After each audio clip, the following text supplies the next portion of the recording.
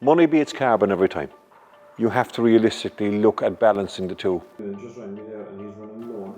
You have to try and spend your money wisely, and you're trying to do it in a carbon efficient way. All of the local authorities in the UK have declared climate emergencies, so they will have to prove that they are using the treatments and proactive asset management to reduce carbon as much as practically possible.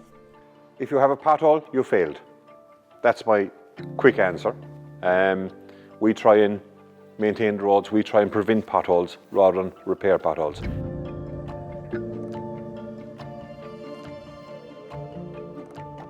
So the problem with road maintenance today is that a lot of local authorities react to problems on the network and undertake reactive maintenance rather than proactive maintenance, which stops things like potholes forming in the first place. Carbon emissions occur in road maintenance primarily from the vehicles that we use. But they also occur from the fact that we use bitumen,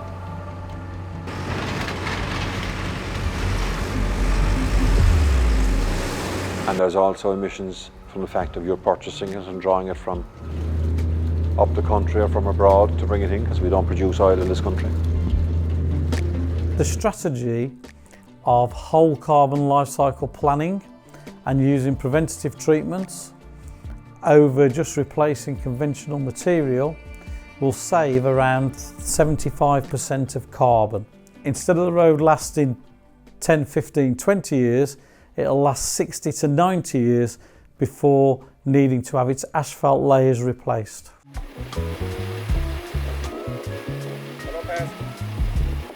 With this film project, when we went looking for potholes in the particular area that we were working in and we wanted to use that machine, we had 5 of the local people involved in it, including the supervisor, and their biggest problem was, where will we find the pothole? Now, the public may find that hard to believe, but it was a fact, because that area has worked diligently and very hard over the last 10 years with the use of the velocity patcher to get ahead of the potholes and prevent them.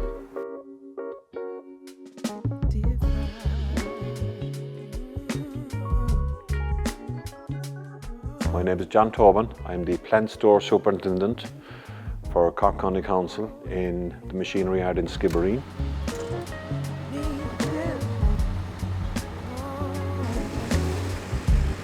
I manage a staff of approximately 40 people. And I have over 200 vehicles in this yard to try and manage. We have 12,000 kilometres of roads to maintain. We look after about 3,500 to 4,000 of those.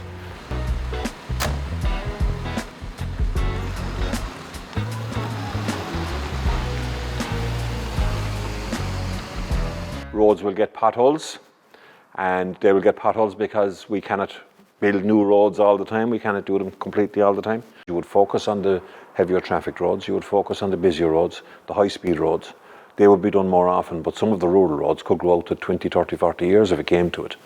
That's the reality.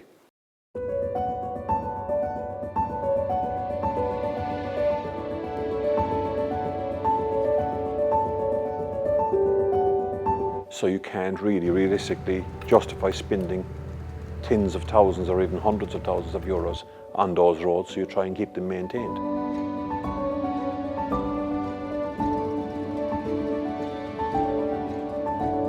Spray injection patching is repairing roads with a machine using high velocity air pressure to drive air, bitumen and chips into the ground in different ways. When we surface stress a road, we do the whole road. When we use the velocity patching machine, we surface stress just what needs to be done. That's a reduction straight away. And it'll make that road last longer, and we won't have to do as big a job on it as we would have to if we were surface stressing the entire road. We're using the spray injection patching with 11 years now. We were impressed by the fact that it could be one-man operation. We were also impressed by the fact that it was multi-use, so you can use it for different types of repair. not just one repair. We were also impressed with the fact that it was calibrated and it could put the aggregate and the bitumen together correctly. We have 18 patchers in Cork County Council in total, 7 of which I have down here. They look happy. Yeah. Why are you happy? Oh, well, I think they're a good machine, and they certainly do the job that we're looking for them to do.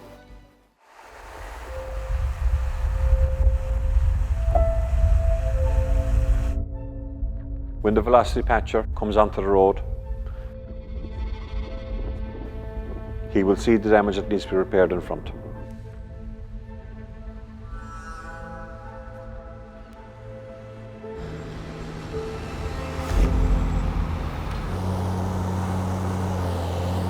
There's a patch has to be done over that. He will first of all blow air through the head of the machine onto that area that's to be repaired, and that will clean the area. It will remove water and debris, loose debris.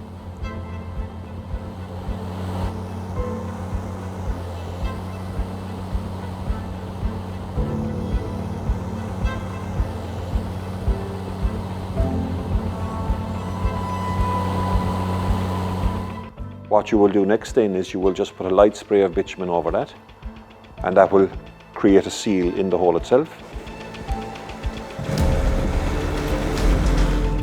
You will then mix the bitumen with the chips coming through and the head of the velocity patcher, and it will force it at high speed down into the hole, which not only puts it into the hole, but it patches it with power.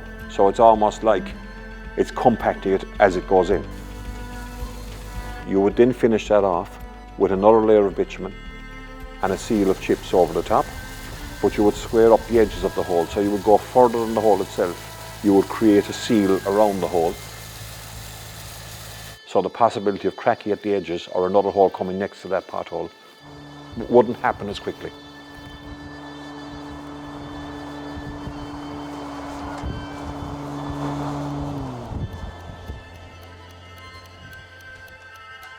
The machine also has rolling capacity and has brushing capacity on it, so you can roll the patch that you do and you can sweep the patch that you do.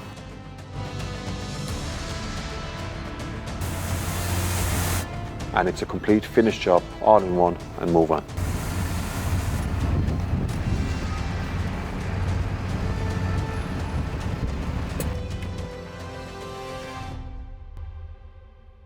You're not delaying traffic. You're not doing traffic diversion, so you have carbon saving in that. If you go out and you have a repair that needs to be done quickly, you can go out, you can get that repair done in 5 minutes. Instead of turning up with a whole host of machinery and men, you can get that done very, very quickly. So spray injection patching came to England in the early 2000s and was rolled out across many of particularly the county council. So a lot of the county councils use spray injection patching. Not all of them, and particularly a lot of the smaller authorities don't use it. And that's really just a lack of education, a lack of trying new innovations and doing things the way that they've always done them, rather than having a look what's out there and actually undertaking low cost and low carbon maintenance treatments. So the most efficient is for there to be no potholes when a road receives preventative surface treatments, and that would normally be a surface dressing, a micro surfacing, or an asphalt preservation or rejuvenation. The reality is that most roads do end up requiring some patching.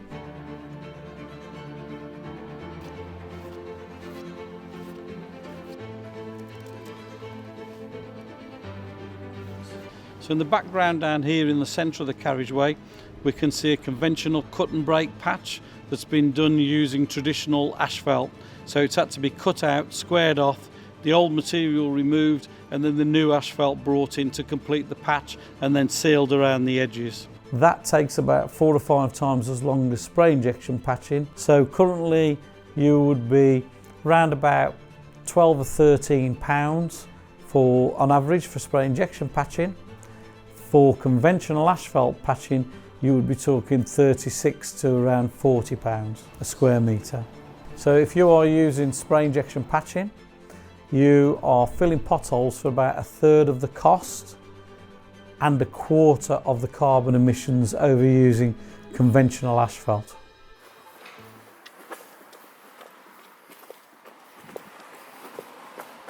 And our main aim here now is not to fill potholes.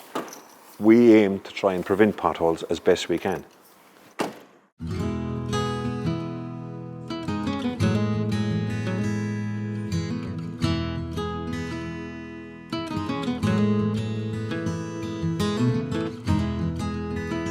We prevent that by going out and identifying on the road where an edge might be cracked or there might be something that has the potential to be a pothole.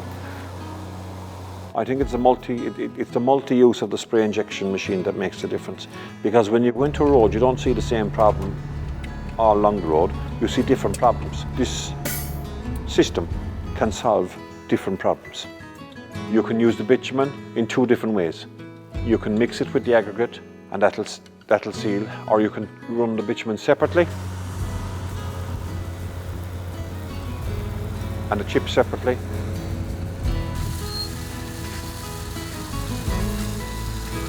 So you're doing basically a surface dressing. You can surface dress with it as well. So you can put on your bitumen and put your chips over it.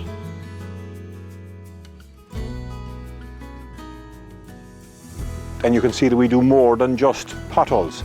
We fill the pothole, yes, but we've also filled an area there that was raw and was starting to break up.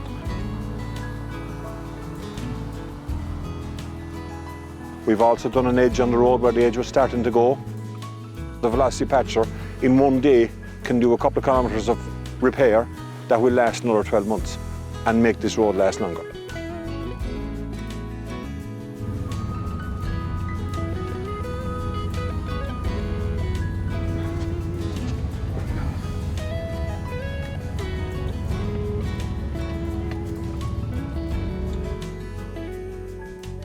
Now there are reasons why surface dressing has to be done in certain places, and if you had plenty of money it probably is the way to go in certain circumstances. But where you have to choose roads, traffic roads, you have no choice, you have to. Lower traffic roads in particular, we can use the velocity patcher and save a huge amount of money. On the machinery side we have 8 machines on the surface dressing. 8 staff, 8 machines. We would be using in the region of 150 tonnes of aggregate or chips.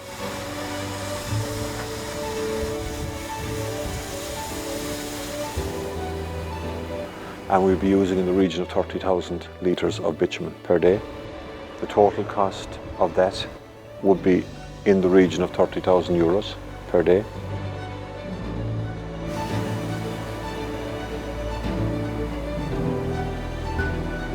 Compared to the spray injection patching, we would have the driver operator plus 1 usually on the road to help them, unless they're on a busier road. The cost of that would be in the region of 1,500 to 2,000 euros per day to do the same length. And you're picking the bad patches and you're doing those bad patches, you're not doing the whole road. And that's a huge saving if you can keep that road longer at that cost for extra time. The life cycle of the road, once it lasts longer, once you can do a repair that lasts longer, you're saving carbon because you're not going back to the same road 2 or 3 times within the year. We have roads that haven't been surface dressed here for 30, 40 years and we're still maintaining them with velocity patchers.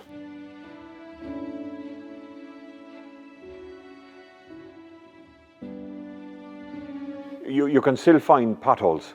We're not perfect by any means, but we certainly have improved over the last 10 years, and we've improved because we have moved away from historical ways of filling potholes and preventing potholes to a more modern way of preventing potholes and repairing the ones that do repair. We get a longer lifespan out of it once we do that.